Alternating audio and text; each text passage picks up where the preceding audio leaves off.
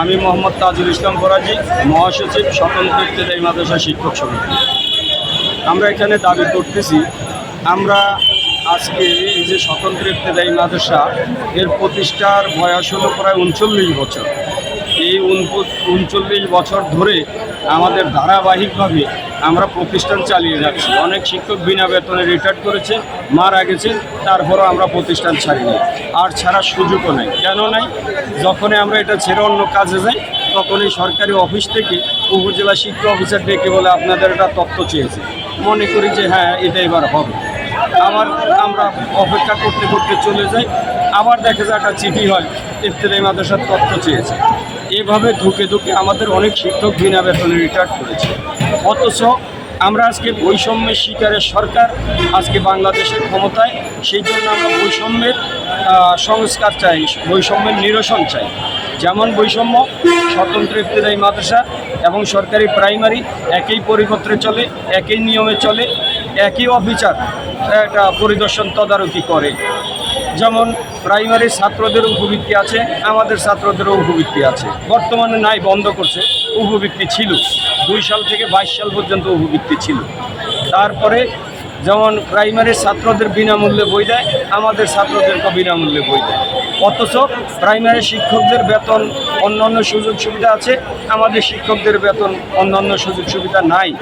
যেটা হলো ধারাবাহিকভাবে আন্দোলন করতে গিয়ে এই সরকারে এই 15 বছরে আমাদেরকে অনেকবার এখানে এসে আশ্বস্ত করে আন্দোলন উঠিয়ে নিয়েছে যে আমাদের বেতন ভাতা দিবে। কিন্তু আশায় আশায় আমরা এই পর্যন্ত আমাদের কোনো বেতন ভাতা হয় নাই।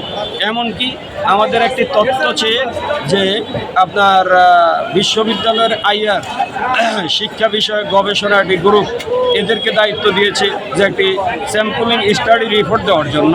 তারা এই রিপোর্টটা দিতে অনেক দিন ঘুরিয়েছে, তারপরেও এই রিপোর্টটাতে উঠে এসেছে যে স্বতন্ত্র ইবতেদায়ী মাদ্রাসা সারা দেশে আছে এবং চলে।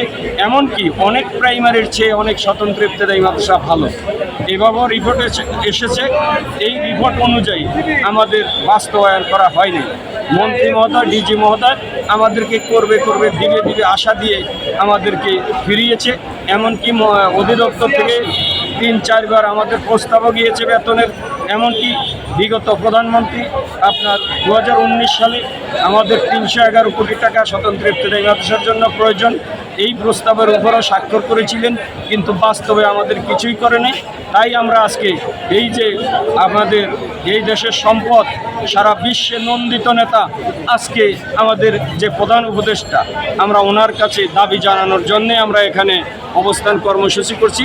আজকে 6 দিন আমাদের এখানে অবস্থান, এবং আমরা ঘোষণা দিয়েছি যতক্ষণ পর্যন্ত প্রধান উপদেষ্টা ডেকে আমাদের কথাগুলো না শুনবে এবং আমাদের এই প্রতিষ্ঠানে আমাদের একমাত্র দাবি জাতীয়করণ এটা না করবে, আমরা এই মাঠ থেকে যাব না।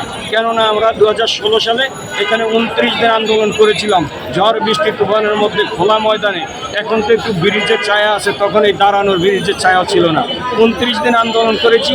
সেখানেও মন্ত্রী মহোদয়ের পক্ষ থেকে সচিব এসে আমাদেরকে শরবত খাইয়ে আমাদেরকে বললেন যে মাননীয় প্রধানমন্ত্রী, শিক্ষামন্ত্রী এবং আমি সচিব সকলে আমরা একমত পোষণ করেছি, আপনাদের দাবিটা অতি দ্রুত পূরণ হবে। কোথায় সে দাবি পূরণ? কিছুই হয়নি। তাই আমরা চাই মাননীয় প্রধান উপদেষ্টা আমাদের জাতীয়করণ ঘোষণা দিবে, আমাদেরকে ডেকে আমাদের দাবিটা যৌক্তিক কিনা তা তিনি শুনবেন।